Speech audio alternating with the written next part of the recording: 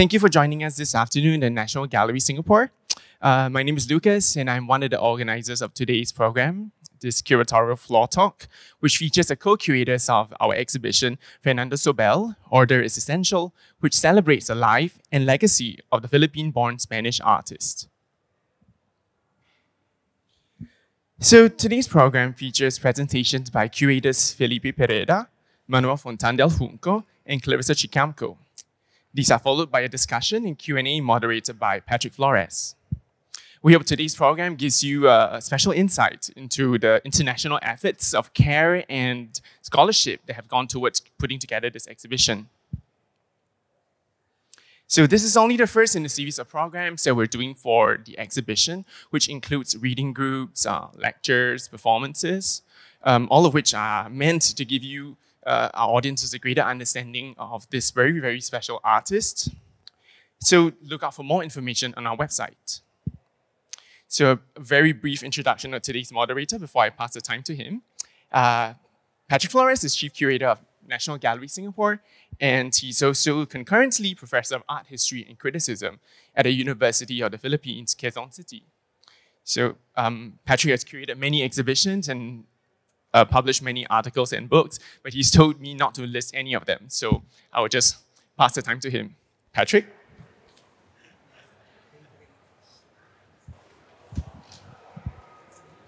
Thank you, Lucas, for the introduction, and thank you everyone for coming. The discussion this afternoon will focus on the curatorial perspectives within which to situate the interdisciplinary and trans-regional practice of Fernando Zóbel. The scholarship on Zóbel over time has deepened and widened, supported by the permanent exhibitions of his collection in Cuenca and Manila, the recent exhibitions at the Prado and Reina Sofia museums in Madrid and the Meadows Museum in Dallas, and the Catalogue Raisonné under the imprint of Fundación Azcona.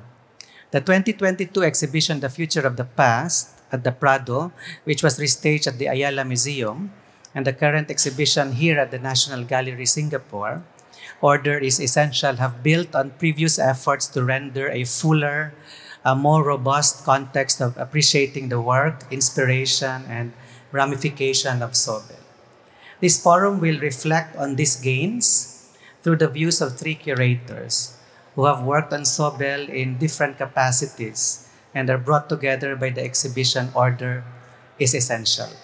It will look into the unique life of Zóbel's forms and methods in the generous light of his sympathies with the work of fellow artists and the relationship with various modernisms that emerged in different places, namely Boston and Rhode Island in the United States, Manila in the Philippines, and Madrid and Cuenca in Spain. This is, of course, a shorthand of the dense intersections that created the conditions for Zóbel to become, in his own words, a self-taught contemporary artist who does not belong to any school. He also did not belong to only one vocation. He was a thinker, a writer, a scholar, a collector, a patron, a respected and hospitable figure, whether in humid Manila or in medieval Cuenca. Particular aspects that may be remarked upon during this talk would include abstraction in its various phases and expressions, the back and forth between the political milieu and the art world, and the production of art history within colonialism, nationalism, and modernism as analyzed and performed by Zóbel himself. I also would like to add that as Chief Curator of NGS, I think it would be very rewarding for the audience to experience Zóbel in relation to the other projects that we recently opened.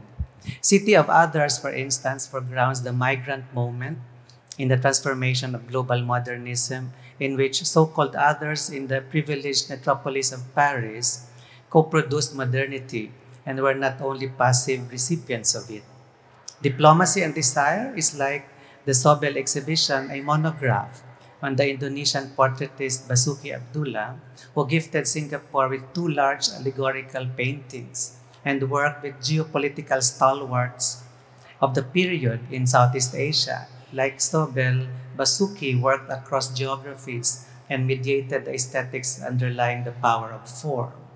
And finally, Eidolon, the Atrium commissioned from Vong Paupanit and Claire Obusier, a work that, like Zóbel's abstraction, proposes ambiguities in both the form and the experience of a specific presence, which varies from angle to angle as the body moves in space, from geometric volume to mist to an enigmatic veil and sometimes to nothingness. The title is Greek for phantom, and the installation makes the space for haunting and fantasy in sensing our place in the world.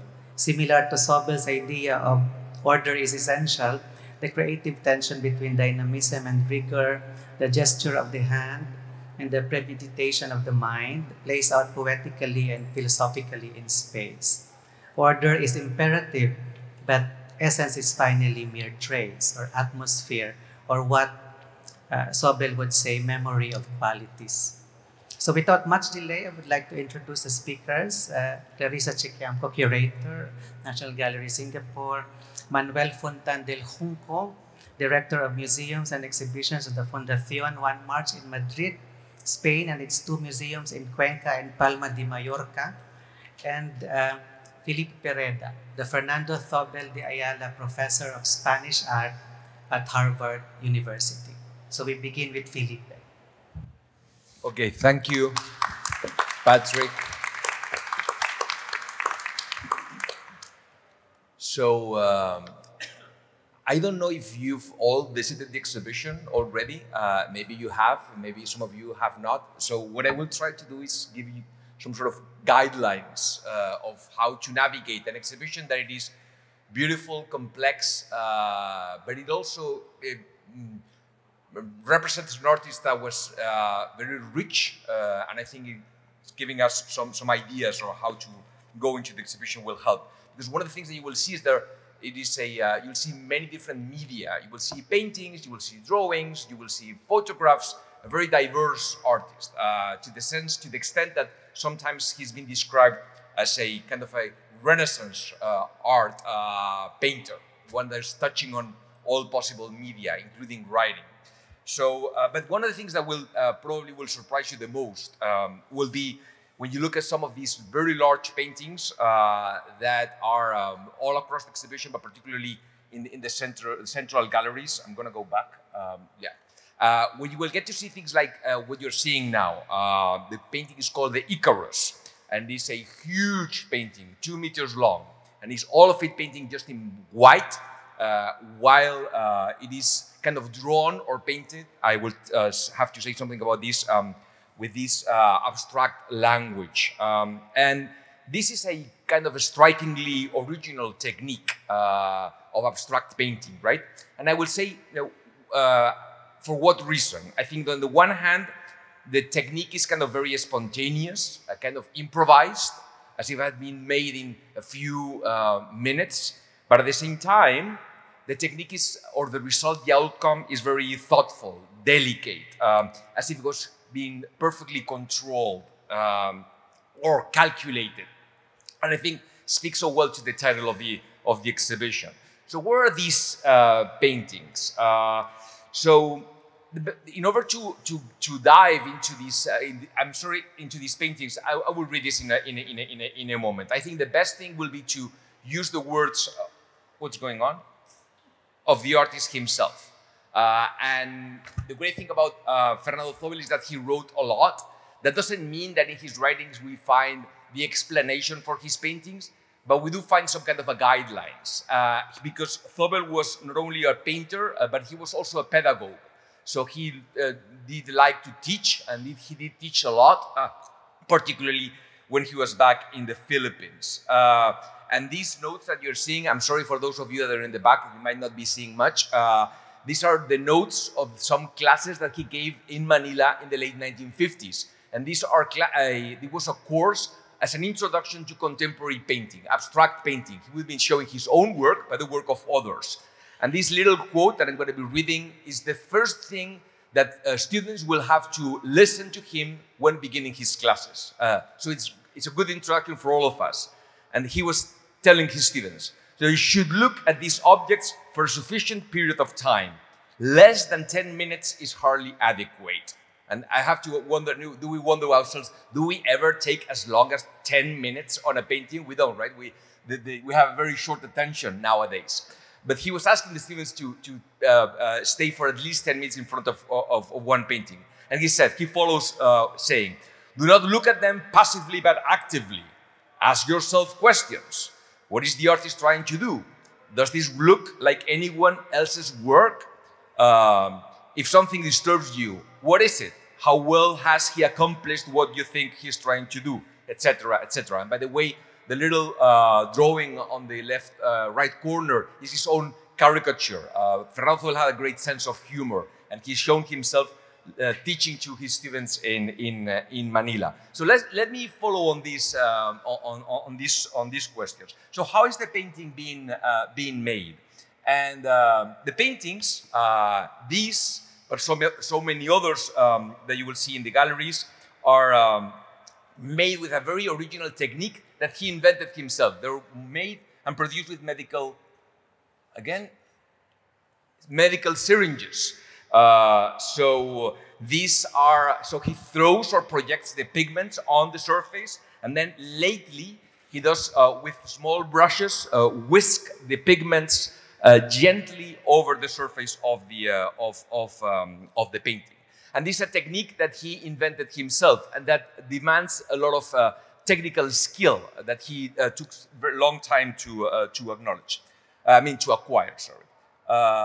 So the second question that he presented to his students, that we're having it for ourselves now, is, does this painting look like somebody else's work? And you know, it is not difficult to find some other artists in those same years, late 50s, early 60s, that were doing similar experiments with painting. That is, not directly applying the painting with the brushes, but using some other media in between.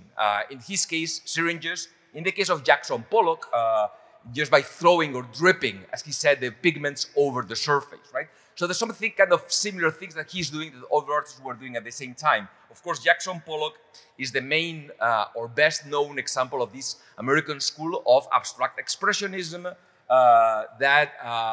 or for which he became the leader in a way and the best known figure. And it's interesting to see this because, I mean, Fernando Zóbel actually met Jackson Pollock in New York in the 1950s. He had studied his work very carefully. And this is a kind of painting that it is done along similar lines of what Zóbel was trying to do, which was trying to capture the instant, a painting that happens in a fraction of a second, if you will, right?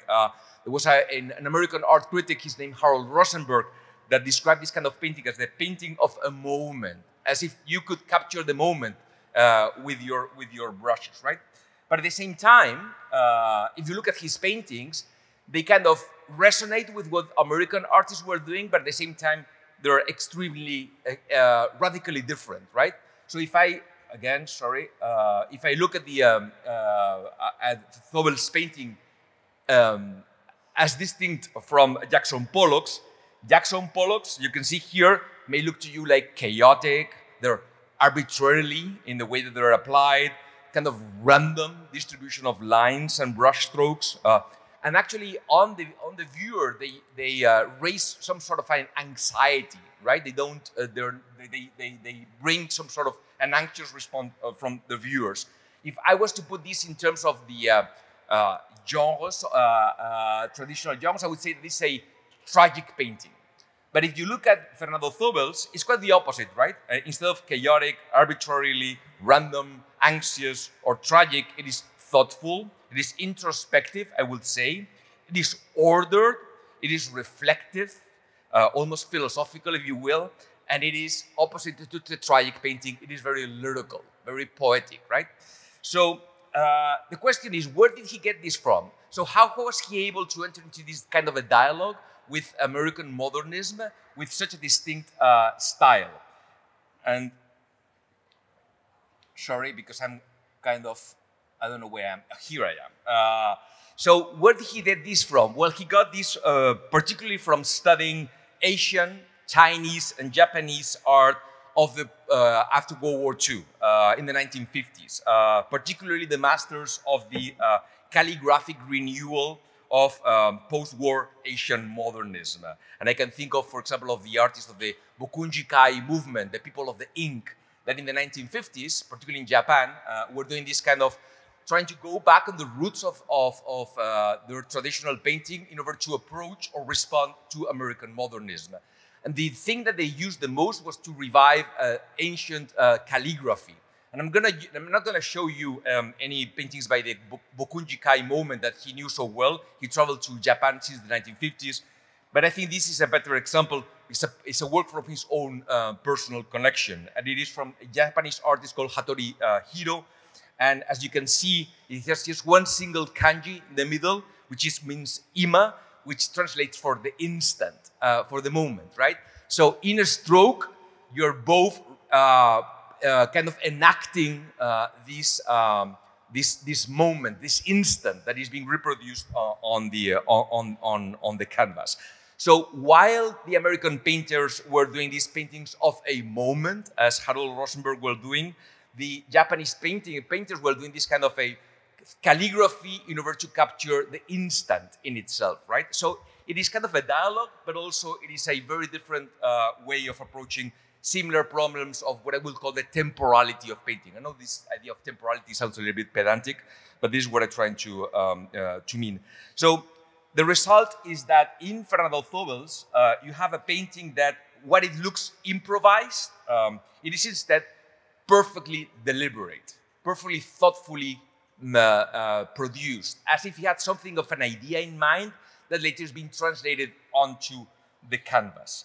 So, in other words, Zóbel's painting that you are going to be seeing in the galleries, or if you have not seen them already, is a kind of a radical original interpretation of abstract expressionism. That's the language of the American artists. That is Western modernism. And it is done in this very original, distinct way because he approaches this from a very different tradition, which is that of the Asian tradition and perspective of this calligraphic artist, right? Again, I'm kind of moving back and forth, sorry. I don't know why. Yeah. So, and by the way, the painting that you will be seeing is called Icarus. Icarus is, of course, the son in the Greek mythology of the first artist, Daedalus, that builds his own wings to fly as close as possible to the sun. So it's about this kind of experiment of inspiration, if you will, right? So how was he able to navigate in between these two very different worlds, right? American modernism and Asian Japanese calligraphy. Well, because he was mostly a cosmopolitan artist, a cosmopolitan painter that will be able to challenge or respond to modernity as a unique Western narrative and saying, no, that it is not a Western narrative. There's other ways in order to produce a Asian modernism. So where did he get this from? Well, where did he get this or learn this reflective, critical, but also beautiful poetics approach to modernity? So later we'll see from Clarissa that one of the most important roots for that was, of course, that of his Filipino identity. The other one came from his training, and his training happened in this place in Harvard. Actually, I happen to be the Fernando Zóbel de Ayala professor in Harvard, so I take his name in my chair, and this is because Fernando Zóbel was came in 1946 to Harvard as a freshman, right after the war and the independence of the Philippines. And it is very important because 1946, when he comes to Harvard, Harvard was a place of immense artistic creativity and a place where, and he will be taking classes both in history, in art history, but also in literature. And he got truly immersed in this experience of this very exciting world that was happening at the time, which is Cambridge in the 1940s.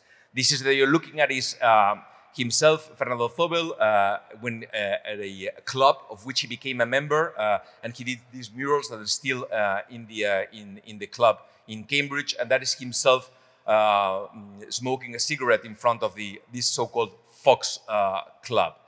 And I was saying that this was a very exciting place, where this is a place was one of the first places in the US, in the Americas, where the Guernica was shown in the 1940s, the masterpiece of Picasso. So he's very much exposed to this new world.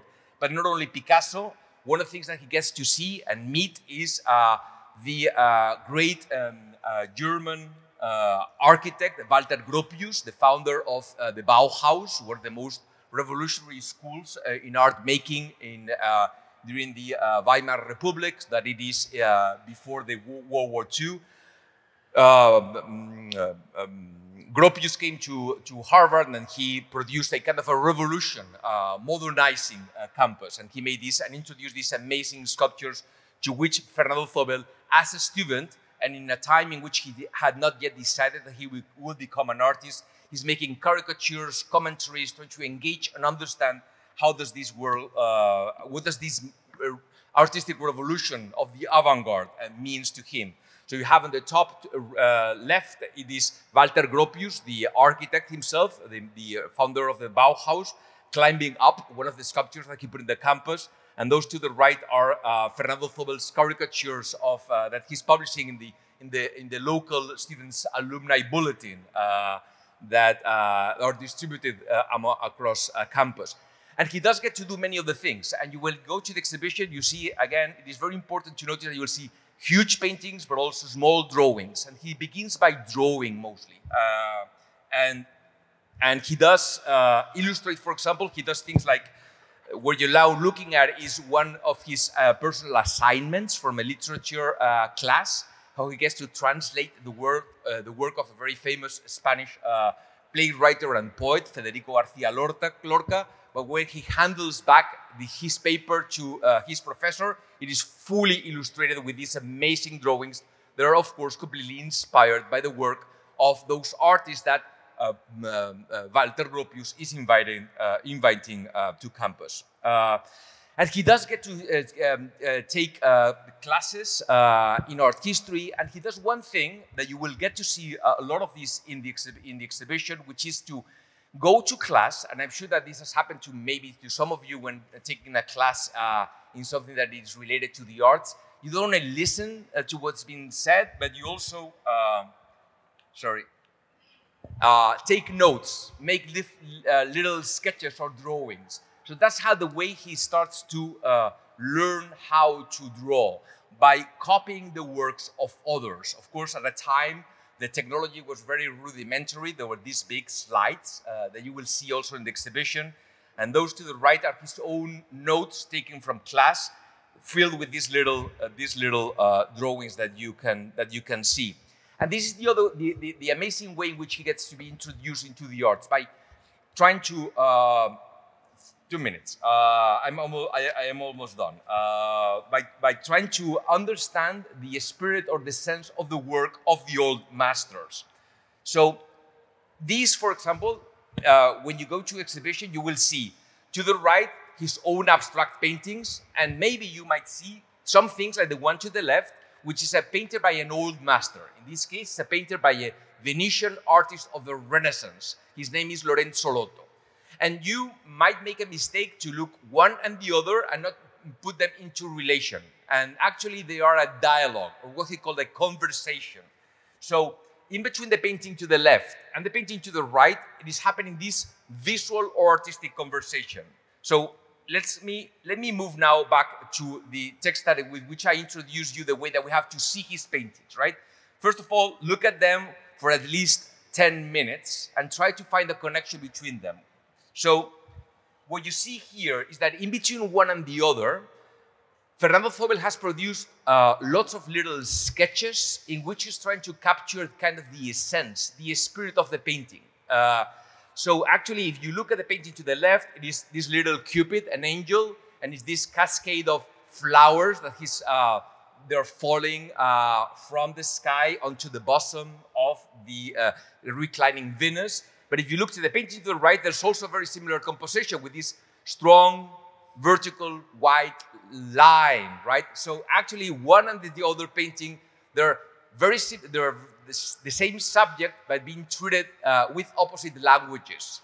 So by this, what I mean is that Zóbel was able to produce this kind of conversations, pictorial dialogues that allowed him to travel between old masters and modern painting.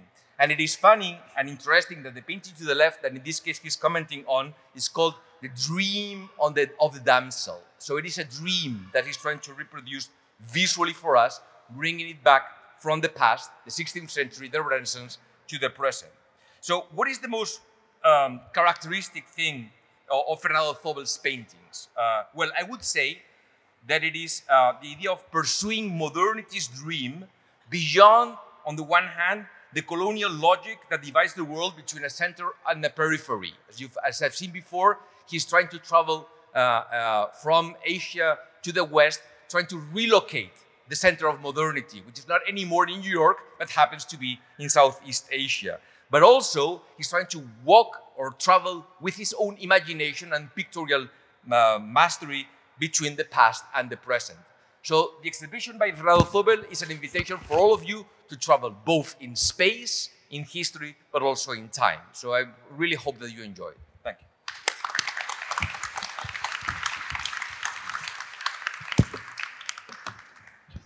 Thank you so much, Felipe, Patrick, Clarissa, and thank you to you all for coming. I was told to talk not more than 20 minutes. More than 20 minutes is inadequate, and to select 5, 6 slides. I have selected 6, and I hope that that they could serve as kind of glimpse of traces for the really important thing, which is the exhibition upstairs, which is more convincing than our talk because of its plausibility, which is visual, and because an exhibition space is a better space of comparisons than a lecture. Well, order is essential, as a matter of fact, and order is here wrong. I mean, I am in the center, but I shouldn't.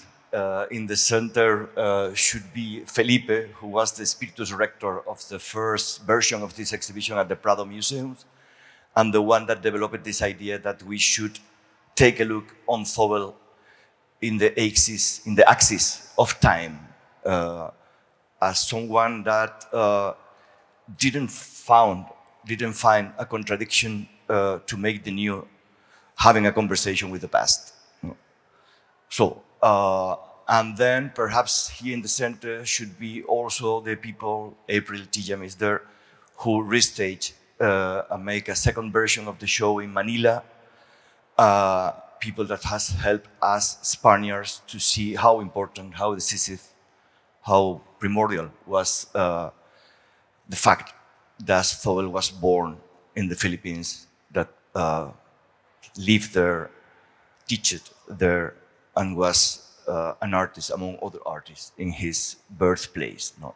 And then Patrick and Clarisse, who were the ones making this expansion of the Prado exhibition with ideas that they told us already in 2022 in Madrid, for example, that they want to bring to Singapore a selection of the artists, of the Filipino contemporary artists and the Spanish contemporary artists that Fernando collected, both in the Philippines and in Spain.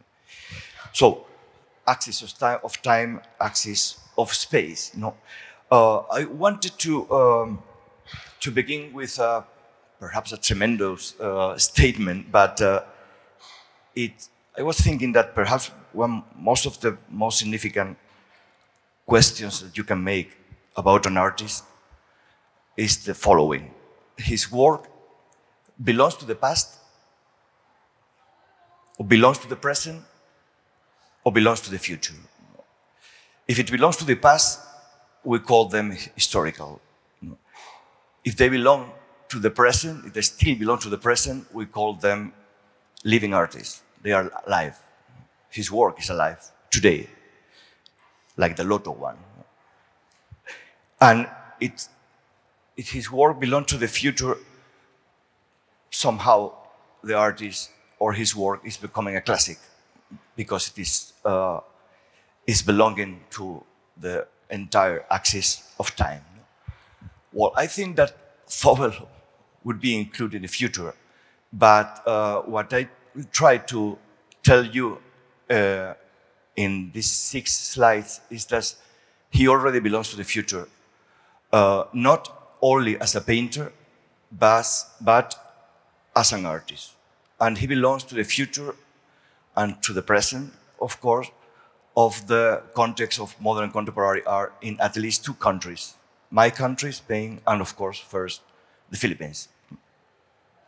My first photo, my first slide, is about a discovery.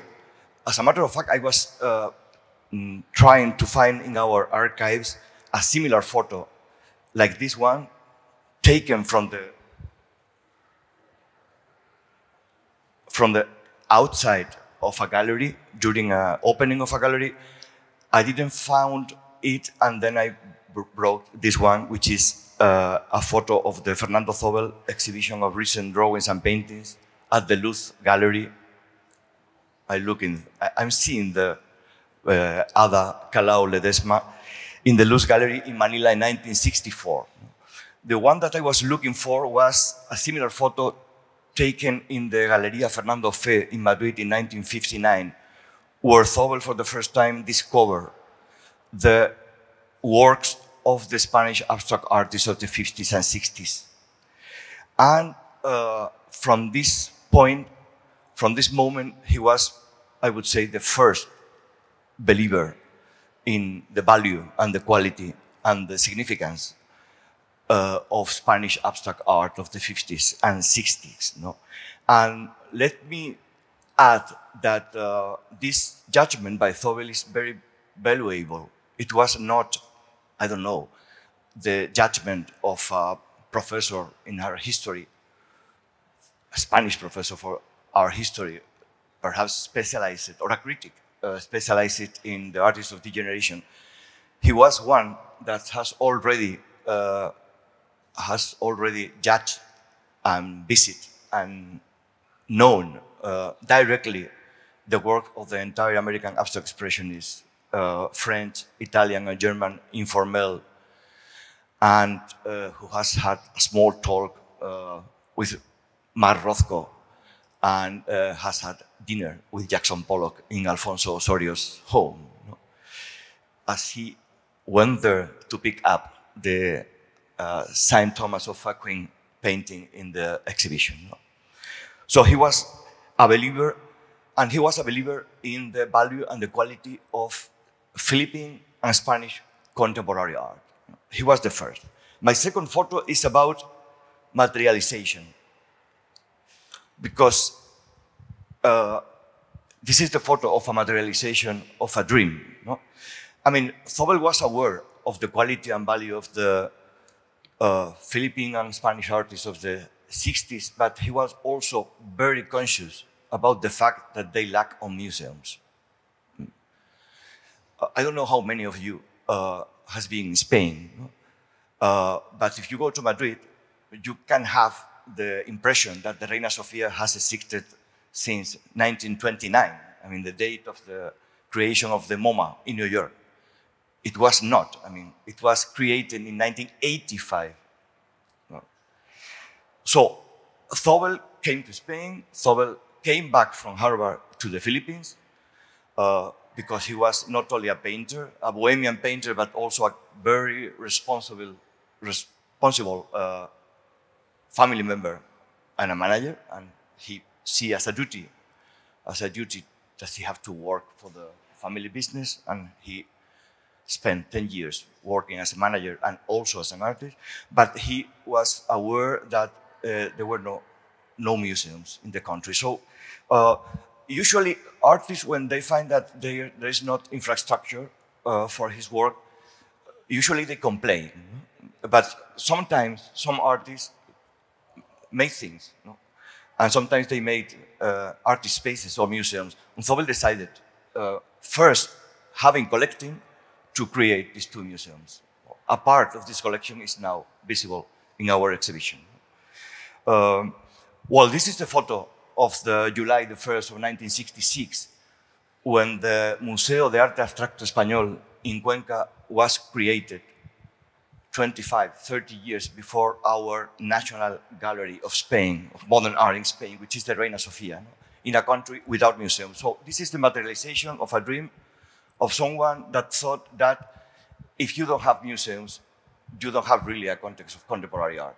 You may have artists, but the existence of these artists is a literary, textual one. Artists exist in the magazines, in the critic, or in the reviews of the newspapers, in the small galleries who do ephemeral museums, I mean, little exhibitions, but they didn't have really a public context.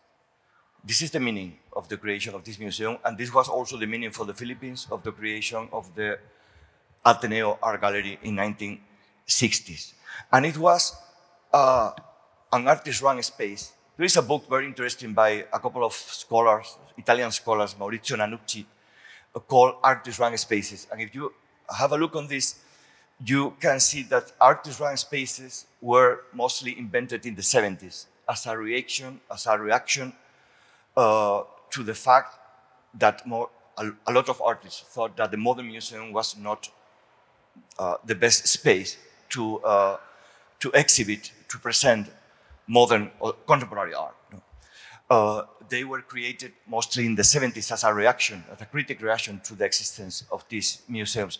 Probably the most well-known is Printed Matter in New York, an artist-run space. Well, Cuenca was created as an artist-run space because it was created by an artist in Spain in the 60s. And it was the first, and until the Reina Sofia, I would say the only place to see modern and contemporary art in modern and contemporary installation or museography conditions. So he made museums. Cuenca is a museum of artists for a country of artists without museums. My third slide is about decontextualization. I mean, in order to speak of Zóbel as a main figure, not only of the past, because, my God, he created a beautiful museum, very nice, and in the meantime, a kind of folkloric and romantic museum in a little village in Spain. In order to think in Zóbel as someone that belongs to the present and to the future, we have to make a move from the usually too romanticized framework of the artist as a kind of generous patron coming from a prominent, fluent family that, of course, could manage to buy a collection and open a museum. And we have to be interpreters in a cold way and say that, okay, that was the case, but the profound, deep significance of the creation of these two museums in Spain and in Manila was that Zóbel was really the founder of the creator of the public framework of art, of contemporary art into countries. Let me tell you, I mean, I am very sensible, by the way, that this is my very first time in Singapore, and I am, of course, very impressed because your country, I mean, I say it the other way around, because the Cuenca Museum is only 1 year younger than Singapore, and my foundation is 10 years older than Singapore. It was created in 1955, and I am very impressed about that, what you have achieved right now in the 10 years.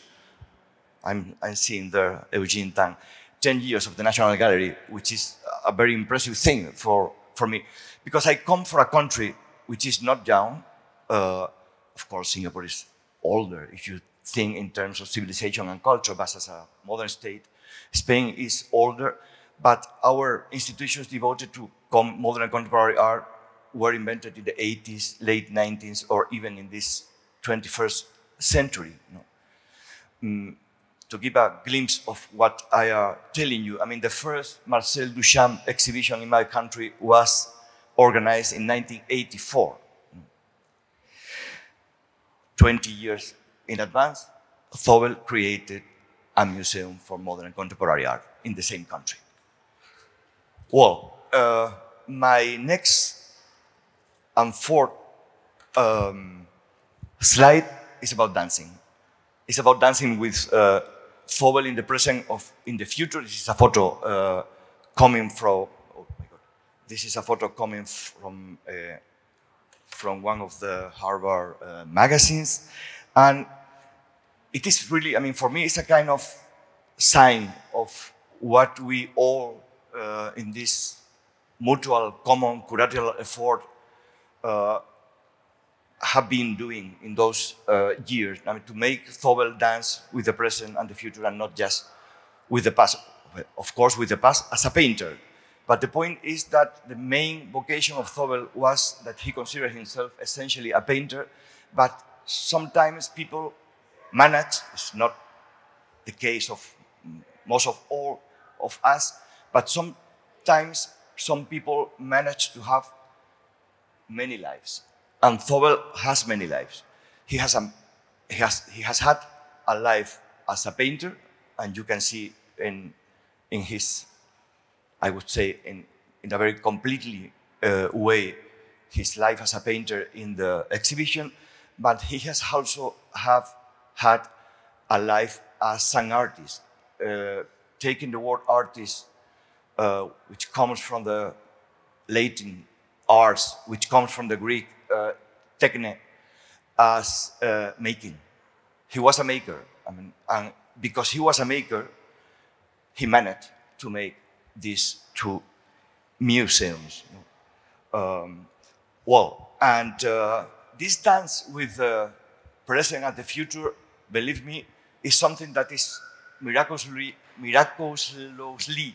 happening in the last, I would say, 10 years. I mean, of course, we all were working in pieces of criticism of Spanish curators, critics, and university professors, as well as in the Philippines, like Patrick and now Clarissa, among the youngers.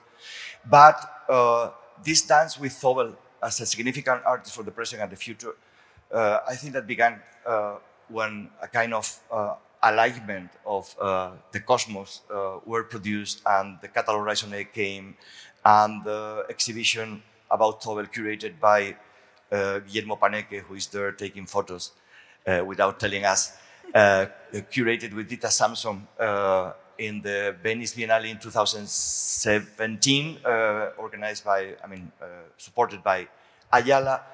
Of course, the Prado exhibition, which was, a kind of dream.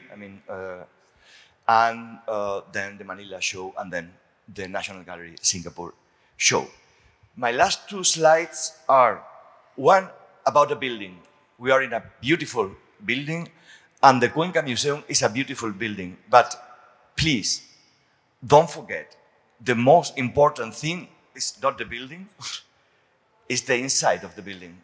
It's the logic of the collection that creates in this wonderful place. In terms of museography, is amazing. The first public space belonging to that makes public the context of modern contemporary art in Spain. And the last one is an image of Zóbel, or the museum's library in Cuenca. Our museum still don't have a coffee shop. You can have a museum without a coffee shop, but I doubt that you can have a museum without a library. No? And this library in Spain in the 60s was very important for a lot of people. This was a library where in 66 in Spain, remember, we were not a democracy. You can take from the shelves the last issue of Art in America, or Das Kunstwerk, or L'Oeil, international magazines about modern contemporary art. This was a library where Zóbel put all the catalogs and books that he bought during his trips. It was a library where you can find in original English a book by T.S. Eliot or Winston Oden or the entire American Beat generation, and not last but not least, an incredible amount of books about Asian art. This library was, for a lot of Spanish artists, one of the gates of entrance in the Asian reality, because none of them have been traveling to Japan or to Singapore or to China. Well, I mean, the Singaporeans here, you belong to a very young country. I was telling the history, and the exhibition told also this story with documents and with the work of the artists collected by Zóbel, told this history not of a young country, of two old countries, but that were still unborn to the general context, the international context of modern and contemporary art. And Zóbel was a kind of key magic figure for this, because he created, in a parallel way to his work as a painting, a museum, which is essentially, I quote him, I recently discovered that this quote comes partially from an English educator from the 19th century. He created a museum not to have a kind of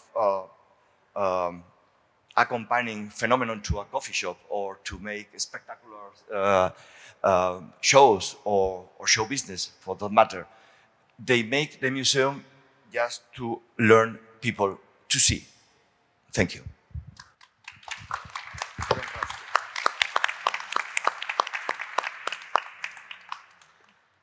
Hello, everyone, and thank you for joining us on this Saturday afternoon.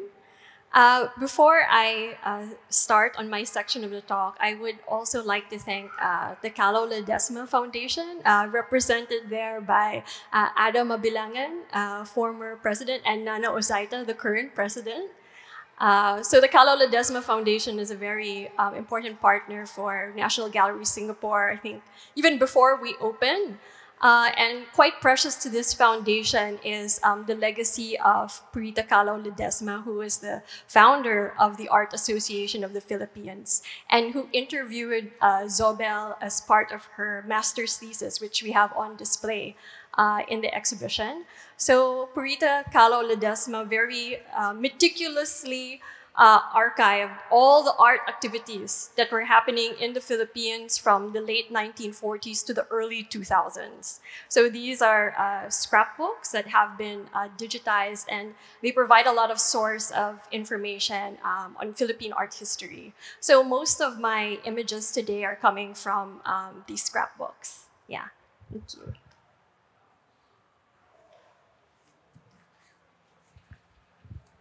Yeah, so what I am focusing on is Zóbel's time in the Philippines, particularly in the 1950s.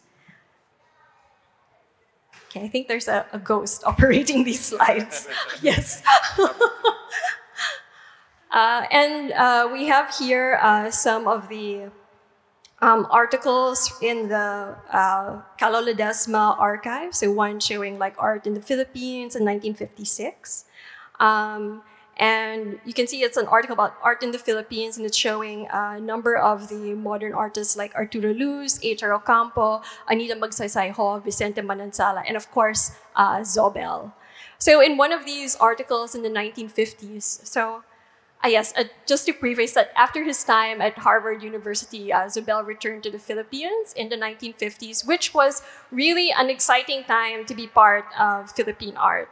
And part of the reason is also that the Philippines was finally independent. The recognition of Philippine independence happened in 1946 after over 300 years of Spanish colonial rule and nearly 50 years of American colonial rule. So after all this period of colonization and being finally independent and free, a lot of artists in the Philippines at the time were wondering, what is Philippine art? What is the direction Philippine art should take? And there was very much a battle against conservatism that was happening at that time. And there were artists like Zóbel who wanted to veer away from representation, right? So Zóbel, as you can see here, he was considered part of the Philippine art landscape. He was also very much a leader for the modern artists. And there was someone who interviewed him in the 50s who, I mean, he was of Spanish citizenship, right? So he was born to Spanish parents. But she noted that when she was talking to Zóbel, he would refer to the Philippines as our country, to Filipino painters as our artists, to Filipino art as our art. So he very much considered himself Filipino just as the rest of them. And as you can see here, so he was part of different art activities, including like defining the direction of Philippine modern art. There's a nice photo here together with Nena Sagil, who was one of the artists who exhibited with Zóbel in abstraction at Philippine Art Gallery. So here, I think this is Nena's despedida before she leaves for Paris in 1954. So he's pictured at her despedida party. And also there was like another gathering, the Philippine Art Gallery. So the Philippine Art Gallery, which was opened in 1951 by Lyd Argelia. So this was really considered like the nerve center for Philippine modern art. And even though these artists are very like established names today, at the time they weren't established and they weren't getting patronage. And a lot of the public were really struggling actually to understand their art. And even for these artists, they weren't full-time artists. They had to work, you know. And Zóbel was someone who patronized them, and he bought and collected their works, and it was like an affirmation. It was a support for them that someone also appreciated their art. Yeah, so this is another. So this is also from the Cala Ledesma archive. So it's also showing the Hispano-American Art Biennale in Havana, in Cuba, in 1953.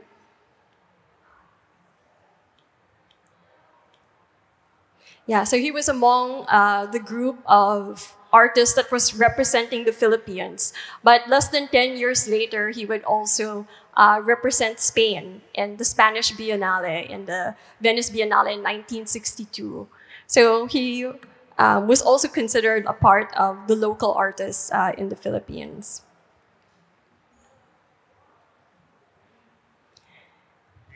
And this slide is also to show like his exhibitions. In this particular show, it was at the Contemporary Arts Gallery of Manuel Rodriguez Sr., who is considered like a very important printmaker. Yeah, and you can see from this slide, a number of the works that are in the current exhibition, like Seated Man is there, Wash Basin, which is actually one of the works, new acquisitions of Zóbel. Yeah, and there's also his self-portrait on the red wall. That's actually from the photo that you see in the anteroom when you enter the exhibition. That's the painting that he's painting in that particular picture. And this exhibition then traveled to Boston in the United States shortly after. So this is also, so I put up this slide to also show a number of Zóbel's writings. So also we've been collating as well Zóbel's various, he was a very gifted writer and a scholar as well. And we've also been collating his writings, and we're hoping to launch a reader within this period of the exhibition. So people can also appreciate his writings and his perspective on Philippine art. So he would write about the contemporary art also of his time, but he would also write as well about Philippine colonial sculpture, which he was also an expert on.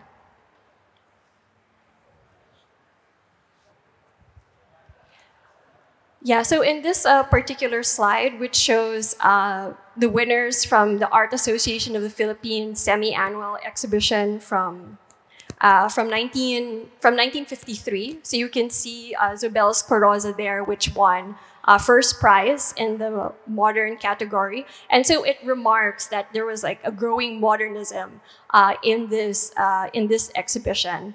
I've also included a photo. I think this was taken fairly recently, some years ago, of the Nuestra Senora de la Consolacion, y Correa. So this is a religious sculpture that's dating from around the 17th century, which still exists and which is in a church in Intramuros, in San Agustin Church. So Zobel encountered the Senora de la Consolacion in Carroza in a religious procession. And he really became enchanted by this and made several studies of it and paintings of it, which included his 1953 award-winning piece.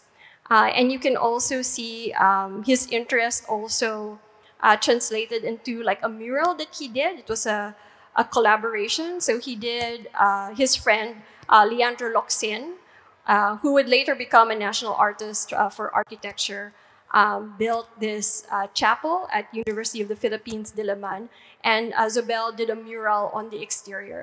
Unfortunately, it no longer exists, but it reflects also his interest also in architecture, in religion, and modern art. And also just to remark that at this time of Philippine independence, so a question was always being asked is what is the identity, Philippine identity in art? And Zobel wrote about this, including a Filipino artistic expression from the early 1950s. And he didn't give a preliminary answer at that time. But later, when he was writing about Philippine colonial statuary, he ventured that the harmonious fusion of local European and Oriental elements is pleasing and interesting in its own right, and may well hold the key to a problem that has much concerned students of Philippine art. Is there such a thing as Philippine style? And if so, what are its characteristics? So he had this appreciation of different cultures that could be reflected also in the history of the Philippines.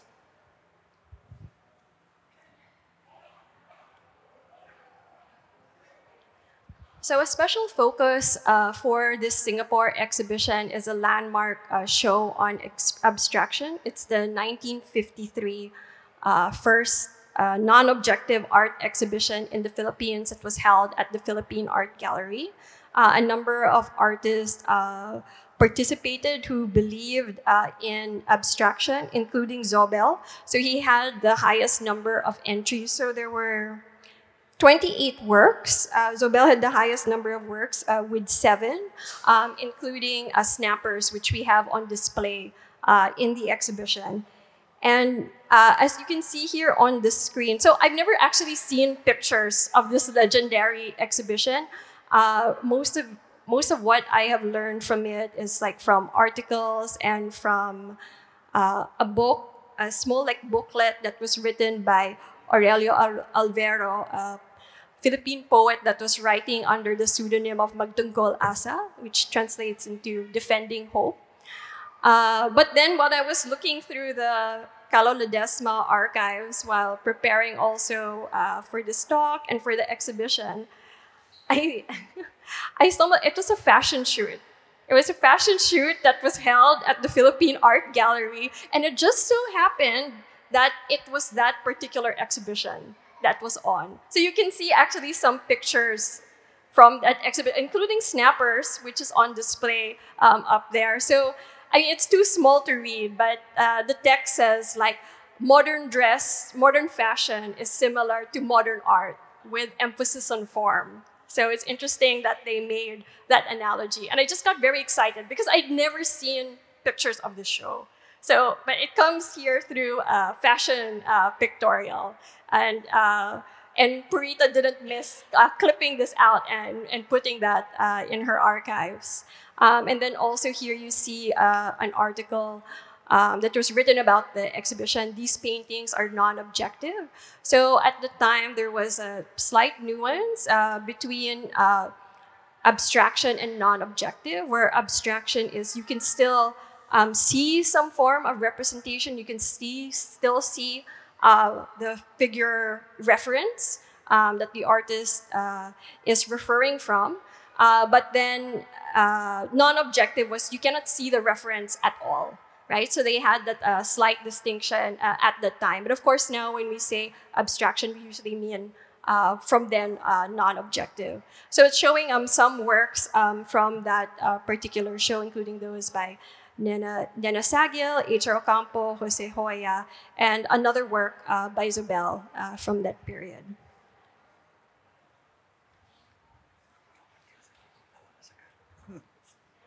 So quite important to Zóbel as the exhibition.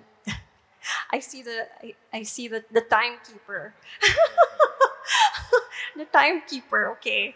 Anyway, continuing on, this is from the 7 Years of the Philippine Art Gallery catalog from 1958. And you can see Zóbel here with two examples like from his Saita series. So this was a very important series that he developed in Manila. So after his encounter with Mark Rothko in 1955, where he realized that abstraction is indeed possible, he then moved to trying to figure out how to control line in painting. And Zóbel is very much about, control, as the exhibition title hints of. Order is essential. And the solution came to him upon seeing someone write "Happy Birthday" in icing on a cake. And then he realized he could use a syringe with the needle removed and filled with paint, and that would allow him to control line. And it was mentioned also there that in this particular catalog that his works appear free and improvised, but are not as impromptu as they seem. For the artist is diligent with sketches and plans his canvases with care. So what might seem as something that's very improvisatory is actually something that is carefully planned out. And then also a focus on the Ateneo Art Gallery.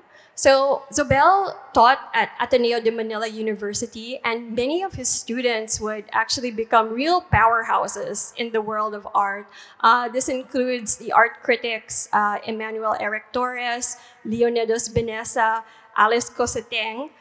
This also includes Tessie Ojeda, who would marry his friend Arturo Luz, and together they would run the Luz Gallery, which took over from the Philippine Art Gallery as being like the premier gallery for Philippine modern art. So just before he moved to Spain in 1961, he decided to donate his collection of Philippine modern art to Ateneo de Manila University in 1960, therefore creating the Ateneo Art Gallery, which became the first museum of Philippine modern art. I would like to maybe mention like my personal connection to Ateneo Art Gallery. So I used to work there. And even when I was a university student, I was an intern there. So in a way, I felt like I was raised by this museum and the taste of Zóbel, like since I was a teenager. Yeah. So we have here a picture of Ateneo Art Gallery from the early 1960s. So it took over in a room in Bellarmine Hall, which still exists on campus. So it's a particular room that's there. And you can see a very interesting exhibition design system that's kind of similar to Lina Bobardi from Brazil.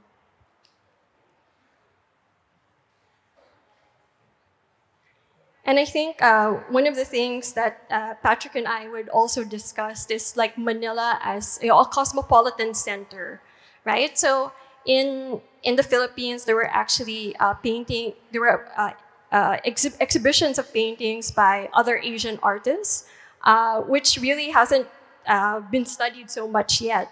So here there is Art Association of the Philippines would sponsor exhibitions. Like there's this one of modern Chinese paintings by Professor Yin Chao Chiang. And then Chen Bing-sun, honestly, I don't know much about him, except that he settled in the Philippines after World War II. And he would teach Chinese painting, and he was Zóbel's teacher. So he taught Zóbel calligraphy, Chinese painting in the late 1950s. And this was something that was remarked by Perita Calo Ledesma herself and also Eric Torres.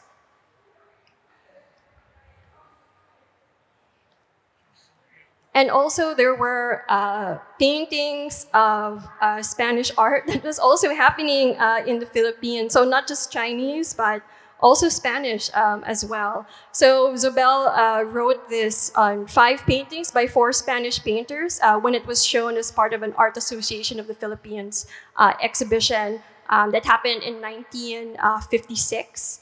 And in this Chronicle magazine article that's on the right, he also wrote about Gerardo Rueda, whose work we also have on display there.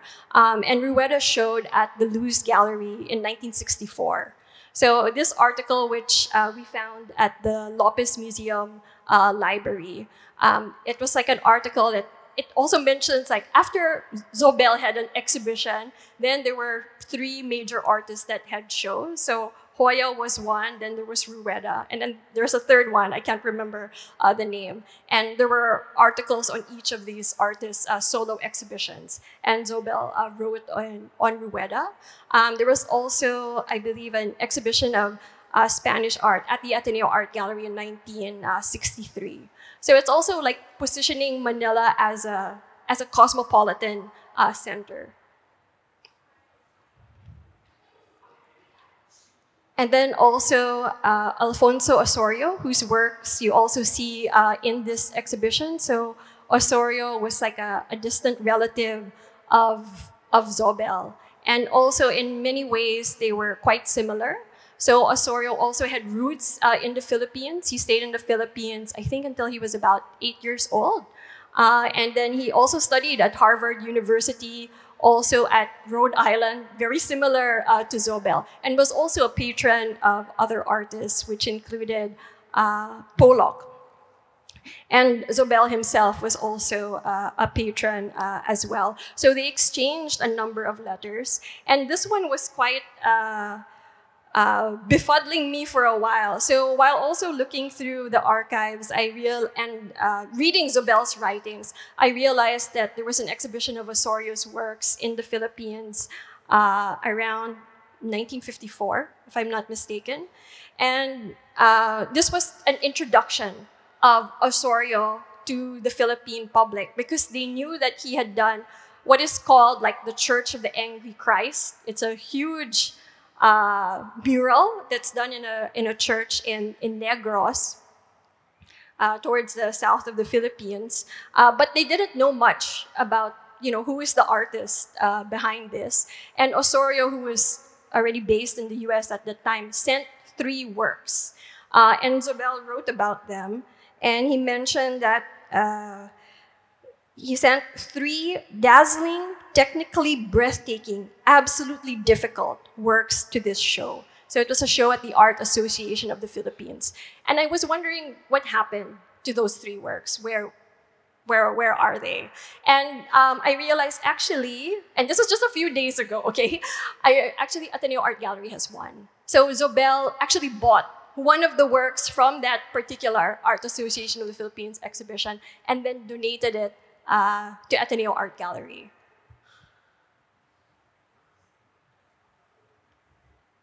Yeah, so this is my last slide. So it's showing a photo that I took of Cuenca during our visit in 2023. And so that's the bridge. And that's also one of the first works. It's one of the first works that you see in the exhibition is referring to, the El Puente, the bridge. And as like Patrick and I like to say that Zóbel was in many ways like a bridge. So a bridge like between past and present, like also referring to the title of the Prado and Ayala Museum show, The Future of the Past, and also between art histories, between geographies, between artists. Yeah.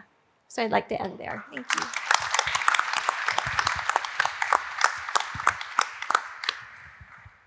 So thank you, Felipe, Manuel, and Clarissa for the presentations. I'm not going to summarize them, but just maybe to begin the discussion and maybe as we wait for the questions from the floor, I identify like three like motifs in the across the presentation. One is the idea of the modern, and I think Felipe philosophically lay this out through a discussion of time and space, Zóbel traveling in time and space that would constitute history, right? So the idea of the modern is central in the appreciation of Zóbel. Second is the museum, the idea of the museum, which was presented by Manuel. The idea of the museum as a public space for a collection and also for a collective seeing, right? A collective spectatorship. And I think there was one critic who said that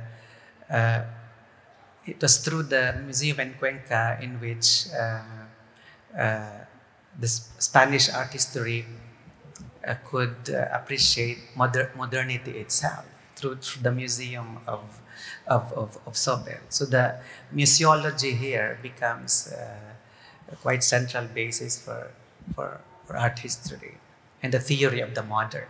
I think that's quite a significant achievement.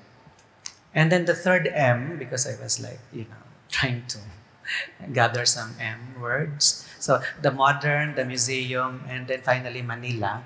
I think Manila is significant as a place, as mentioned by Clarissa, as a cosmopolis, but also a colony and a post-colony, a nation-state that is also an archipelago.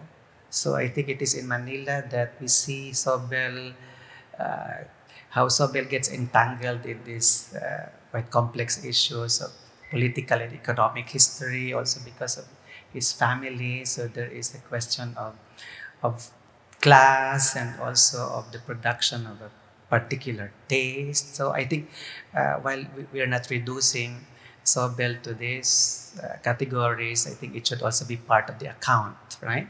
That there is this context of politics and economy, as well as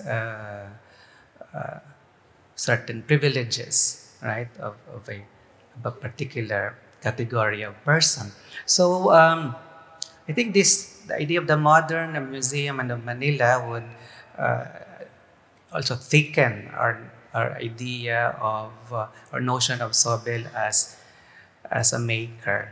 And I think I like that idea that in the classic sense, right, of the artist as maker, and because Manuel said that if the art belongs to the future, it becomes classic, right? So the classic sense of the artist as maker, and also in the futuristic sense of art belonging to the future. So my question is actually has nothing to do with this, but anyway, as you have worked on Zóbel and research on Zóbel and done exhibitions on Zóbel, what do you think is the most productive methodology of really appreciating Zóbel? Because Zóbel slips in and out of categories, like self-taught but erudite, right? Belonging to different geographies. Some would assign, let us say, calligraphy as main source, but in one interview he would also distance himself from that. No? So collected Spanish informal, but actually when you look at, when you formalistically analyze, it's not really within that school. I mean, strictly speaking. No? So, so I was thinking that maybe Zóbel eludes the frameworks that we're trying to impose on him. No? So my question is, knowing what you know now about Zóbel and also putting his works in space in different ways, do you have something in mind about maybe a future methodology inspired by Zóbel himself that we could look into as a possible methodology? Yeah. Anyone, please, before we open this to the floor. So I can begin by saying, when I was listening to you, Patrick, presenting how each one of us has highlighted a very different aspect, and is how polyphonic Zóbel and his work is, right? So if your question is about methodology, I would say maybe art history is underprepared to face such a polyphonic artist, because we tend to frame and reduce artists to the narratives that we like, and he doesn't fit into any of these categories. And I think that it is great to have someone that is a painter, but also an artist, being an artist and a painting not the same thing, someone that it is both connected to tradition, history, but also truly reflects on art as a post-colonial activity. So I think that methodologically speaking, it is this beautiful example of something for which you now have to have a much more holistic way in order to approach his work, both as an individual, but also as producing his own context. This is why the exhibitions, the three of them, this particularly one here in Singapore, is so incredibly interesting, right? Because it presents so very different angles. So I think, so in a way, just to might be repeating myself, but I like this being as being a challenge, but also an invitation. How we should be considering, artists in the future. Maybe we have to rethink about how we used to, the kind of artists we were used in producing. I don't know if you would agree on this. Yeah, I agree. Or I can perhaps tell which kind of approach or methodology was important, at least for me, given the fact that I am not, from my studies, an art historian, but rather somehow that studied philosophy and wrote a PhD about aesthetics and modern art theory. For me, it was helpful and very useful to approach Zóbel also from the point of view of some methodologies of the history of literature. I mean, I don't want to be pedantic, but there is a couple of scholars in Germany in a university, the Constance University, who developed in the 70s a kind of methodology called receptions aesthetic. I mean, aesthetics of the reception. And it was quite simple, but very useful. He began to think, what if, well, it was the context of the death of the author, of the explanation of literature as something that you can explain from the point of view of the intention of the art of the writer writing. And then they make the following approach. What would happen if we think in literature not only from the point of view of the intentions of the writer who is writing the piece of text, but from the point of view of the public who will receive this piece of text? Because this will be, this approach, this methodology could give us a view that usually we don't get from the point of view of the author. I think that to understand Zóbel as a maker, you have to take this approach. I mean, he was an artist, a maker that had very, it was very conscious about something. I think I can say it in a very brutal way. The fact that in all our history, there is also a very significant absent, which is the public. I mean, our history is written from the artistic point of view. I mean, what the artists make and what the significance was for the followers or whatever. No? And it's good, of course. But there is also another kind of art history where realities belonging to material culture, archives, and history of culture, like the galleries in the Philippines, in Spain, the creation of those museums, are told from the point of view of the citizens receiving this richness in a public space. And to make my point, what kind of methodology was my approach to Zóbel as a painter? Well, I think that the highlight of the Prado, Manila, Singapore show was that we all together has succeed somehow, modestly, to make a non-formalistic approach to Zóbel. I mean, the 2003 retrospective at the Reina Sofia in Madrid was a kind of formalistic approach to Zóbel. I mean, all that you can see there were one painting, superb paintings, I mean, after another, and you see the pure artistic development of an artist. But, for example, sketchbooks, which are very important, as Clarissa said, because it was the place where he worked horizontally and very careful in preparing the paintings, were absent of the show. They were used as a kind of, beautiful, interesting documents that tell you that he was, I don't know, also good at drawing. No? Well, this was not the case. This is not the case of this exhibition, the Manila version and the Prado version. And for me, it was important to begin to think in Zóbel in the axis of time as a figure which is also related to literature. I mean, this is not that I love literature. This is also that Zóbel loved literature. I mean, books. And he said, I mean, I cannot put in my painting, I don't know, directly social issues, because my work are museums, libraries, books. No? On the other hand, of course, the significance of the creation of the Ateneo Art Gallery in Philippines and of the Museo de Arte Abstracto Español in Cuenca is a political significance.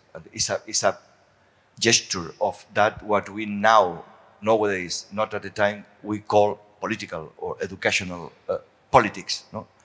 But I mean, my approach was to think in Zóbel, as I was aware through Felipe, about how important was this conversation with the masters and with his contemporaries, to think on Zóbel with the figure of the translator. I mean, he was translating the past into the future. And that sounds very, yeah, okay, then he was not a creator. No, he was.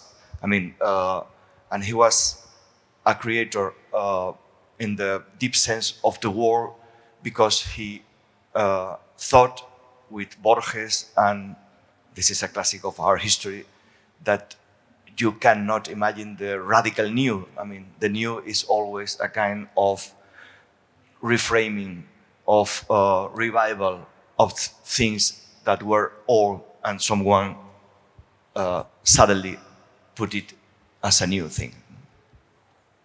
Thank you. Yeah, thank you so much, Manuel. Yeah, that's great. Yeah, and Clarissa. I was thinking that it's actually wonderful to actually revel in Zóbel's complexities, and I think depending on what the project or what the project may be about on him, we can think about different layers where some things come to the fore. I mean, he was so many things, like artist, scholar, writer, collector, in a way, like a curator, as well museum builder, and depending on what the exhibition, project, writing would be about, maybe some things come to the fore more than others. For this exhibition, and of course, like you can't always have an exhibition of this scale all the time. I think we tried to reflect that with Zóbel, like as a writer. I think that's coming with the reader that we mentioned that we aim to publish. So it's like building like upon these different layers to him, and I think like it is this kind of complex nature of his identity, his multiple identities, which kind of allows us also to do so many exhibitions actually on him. I would say he's probably, at least in the Philippines, one of the most well-known artists, one of the most widely exhibited. Ayala Museum always has like a Zóbel show that is ongoing, and they always find some new aspect of his practice to present. So I think it's continuing on from that, drawing from that complexity. Yeah. And thank you, Clarissa. And I think maybe the early style and the late style of Zóbel would give us a clue to the methodology. The early style, the humanities in Harvard, I think would give us a clue. I think, and Felipe has written on this. The humanities in Harvard, I think, is a good kind of like theoretical framework to appreciate the sympathies of Zóbel. No? So where he was in Harvard, where he saw Ibercio Rothko, where he did the sketches of the slides he saw in class, and also where he met Gropius, and so on and so on and so forth. So I think Harvard at the time was also in some kind of ferment in terms of the liberal education. So for me, maybe that phase in Harvard is a clue to a possible methodology, and the late style in Cuenca might also be a clue in which ethnography comes back. Like the color comes back, and then you see people, you see young men playing football, you see a response to visual culture through this logo of Adidas, also photography. So I think, Harvard and Cuenca might give us, I'm just thinking aloud, but give us a clue into how to look at Zóbel more fully. Yeah. Quickly, Felipe. I would bring just one quick example of that. So one unique thing of the art history program at Harvard in the 1940s was that students had to take both classes in history, but also in drawing. So nowadays, you either graduate in art history, and in that case, you only read books, or you graduate in fine arts school, and then you do painting, right? But there's a kind of strict division between the two. That was not the case at this time in the past at Harvard. Students had to take one and also the other. So what happened to Zóbel, I believe, is that he made the most out of this experience. So he became both an artist and a scholar, and he had this kind of global idea of what art making meant.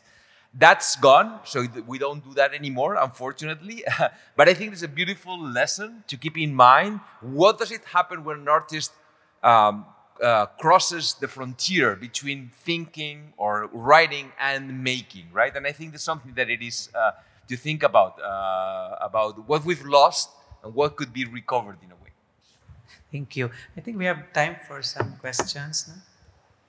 Maybe two. They waited for this long, so two. Yeah, please. Yeah, thank you. Okay, thank you very much. First of all, I want to thank the panel for this very enlightening discussion.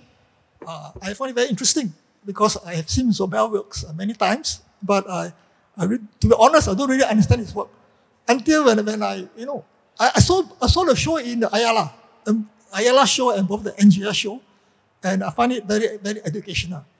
My first question is posed to the professor. of Harvard, who was the first speaker.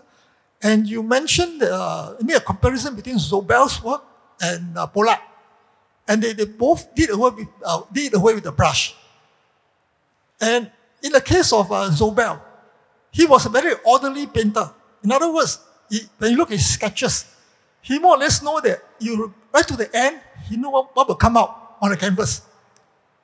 In the case of Polak, he of course did away with the brush, with his drip painting. But would it be fair to say that Polak was in a way a chance painter?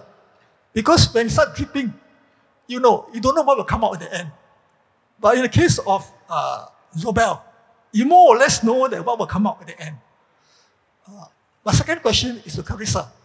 Would it be fair to say that Zóbel could be considered as the father of Philippine abstraction? And whether during that period, did he influence the other abstract painters like Hoya, Zoya, Ocampo, and Luz? But did these people also did away with the brush? Or they continue to do abstraction with the brush? Thank you. Felipe, I think the question is for you. Yeah, the Pollock question. Yeah. So thank you for that question. So actually, Fernando Zóbel was very clear on that. He thought that there were three different ways of approaching a painting. One was the Western old one, which was to make a drawing, and after the drawing, work on it in order to make a painting. Then there was the improvised method of the Western avant-garde. Pollock will be to directly approach the painting from scratch in order to have the painting as the event that is happening on the surface. But then he said there's a third alternative, which will be what he called the Oriental way of painting, which is the one in which you have the idea in mind before you begin painting. So actually, I think he was very much aware that he was approaching abstract painting from this different Asian angle, so that it will be more the result of a previous reflection that's happened before he actually started to put his hands on the surface itself. So he's very explicit about what's the difference between the way that Jackson Pollock will be improvising on the painting, while himself will only be improvising, but right after he had already decided previously in his mind what is it that he wanted to accomplish. So thank you. Thank you. And Clarissa, yeah? The father question. Yeah. I would call him quite an influential artist in abstraction, but I wouldn't assign him to the father label. I mean, there were some other Philippine artists that were also experimenting with non-objective abstraction even before Zóbel, namely Hernando R. Ocampo and Vic Oteza, right? So, but I think he was an artist whom the other artists very much looked up to. And I think their ideas also of modern art were influenced by him because he was also a teacher, a scholar as well. And after his death, when they were gathering remembrances of Zóbel, Tessie Ojeda Luz, who was a student, she mentioned that they looked up to him like a deity. He had that kind of aura. Because he was so erudite, so learned, and yeah. Thank you, and maybe thank you, Clarissa. One last question before we close this panel, if there is none. Yeah, if none, then maybe let me thank Felipe, Manuel, and Clarissa for their presentations and for all of you for coming this afternoon.